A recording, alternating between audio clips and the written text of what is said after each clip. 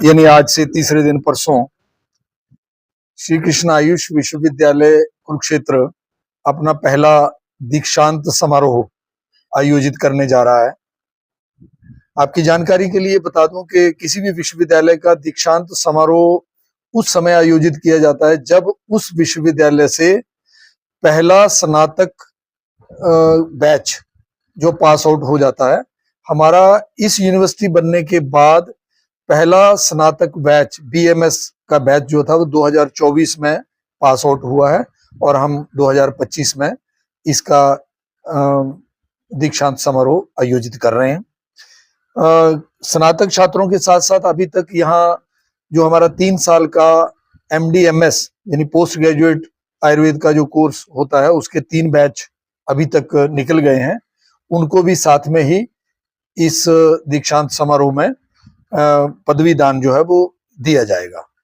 महामहिम राज्यपाल जो इस विश्वविद्यालय के कुलाधिपति भी हैं श्री बंडारू दत्तात्रेय जी इस दीक्षांत समारोह की अध्यक्षता करने जा रहे हैं, जो 12 और 12:30 बजे के बीच में यहाँ पर पधार जाएंगे और हम ये अपना दीक्षांत समारोह लगभग 2-2:30 बजे के बीच में अपना दीक्षांत समारोह जो है वो पूर्ण करेंगे।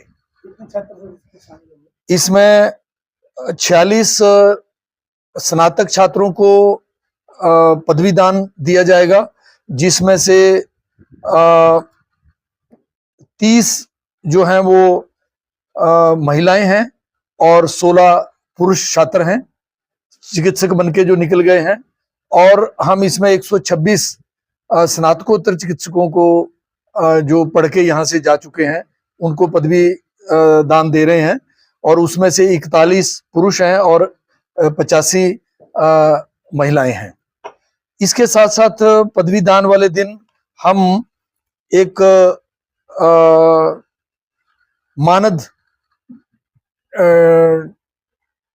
डॉक्टर ऑफ लिटरेचर डी.लिट की डिग्री भी एक बड़े विख्यात भारत के वैद्य को हम वो डिग्री देने जा रहे हैं महामहिम के हाथों। वैद्य देवेंद्र त्रिगुणा जी जो कि राजवैद्य हैं, पद्मश्री हैं और पद्म विभूषण भी हैं। उनके पिताजी भी राजवैद्य रहे और उनका आयुर्वेद के प्रचार प्रसार और विशेष योगदान उनके परिवार का और उनका जो आज भी चल रहा है। जितने संस्थाओं से मैं भी ना पढ़े हुए वैद्य जो देश में कहीं भी हैं, उनके पास जो ज्ञान है उनके पास स्नातक और स्नातकोत्तर विद्यार्थियों को भेजा जाता है और वहां पर वो 2 साल की फेलोशिप लेके 1 साल का सर्टिफिकेट कोर्स लेके उनके पास से उस ज्ञान को प्राप्त करते हैं और मेन स्ट्रीम में उस ज्ञान को लाते हैं। ऐसी कार्य के लिए राष्ट्रीय आयुर्वेद विद्यापीठ भारत सरकार ने एक अपना उपक्रम बना रखा है। उस उपक्रम के शासी निकाय जो है, गवर्निंग बॉडी जो है, उसके वो अध्यक्ष हैं और वैसे भी लंबे समय से वो आयुर्वेद महासम्मेलन जो आयुर्वेद के चिकित्सकों की वैद्यों की जो देश भर की बड़ी एक संस्था है उसके भी अध्यक्ष हैं वो। उनको ये डी.लिट की उपाधि भी उस दिन हम देने जा रहे हैं।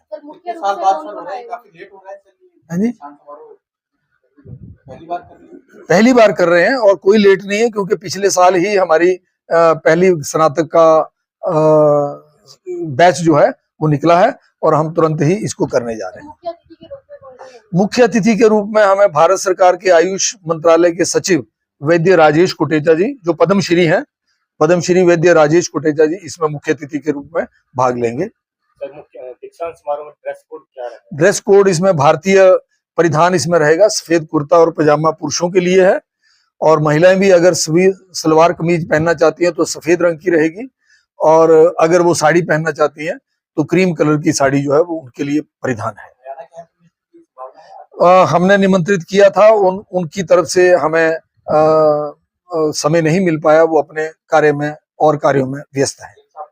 सीएम साहब भी कहीं एसजीटी यूनिवर्सिटी में पहले से कोई खेल कूद कार्यक्रम का बड़ा आयोजन है उसमें व्यस्त है, इसलिए उन्होंने अपनी शुभकामनाएं शुभ संदेश जो है वो भेजा है, वो नहीं आ पा रहे हैं। ये 126 मैंने कहा स्नातकोत्तर और 46 जो हैं वो स्नातक हैं। और इसके अतिरिक्त भी हम 26 उपाधि धारकों को, जो स्नातक और स्नातकोत्तर हैं, उनको स्वर्ण पदक भी इस दिन मुख्य अतिथि के हाथों से दिए जाएंगे। इन 26 स्वर्ण पदक प्राप्तकर्ताओं में भी खुशी की बात यह है कि मात्र 3 पुरुष हैं और इसमें 23 महिलाएं हैं। ये बहुत खुशी की बात है कि महिलाओं ने अपना परचम जो है वो इस क्षेत्र में भी लहराया है।